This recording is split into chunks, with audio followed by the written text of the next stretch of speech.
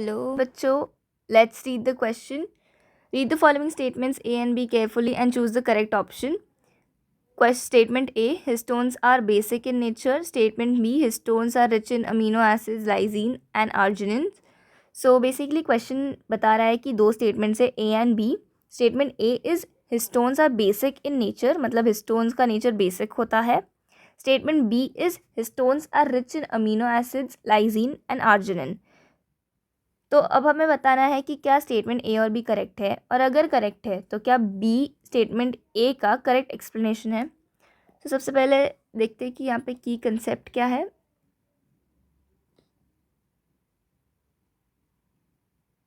Histones. तो histones क्या होते हैं? हिस्टोन्स ना प्रोटीन्स होते हैं जिनका चार्ज होता है पॉजिटिव.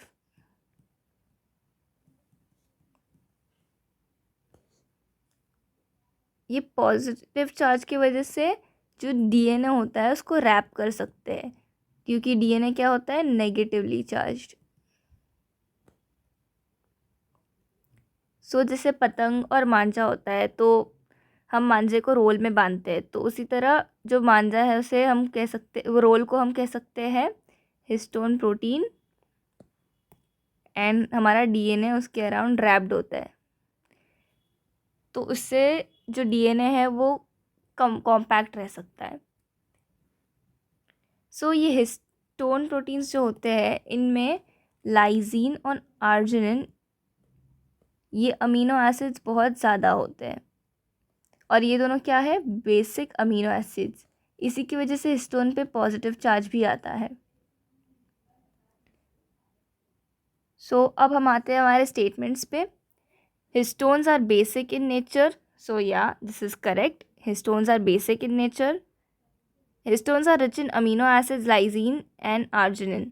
सो अभी मैंने आपको बताया कि लाइजीन और आर्जिनिन क्या है? बेसिक अमीनो एसिड्स है. इसकी वजह से हिस्टोन बेसिक है नेचर में. सो हमारा क्या करेक्ट ऑप्शन होगा?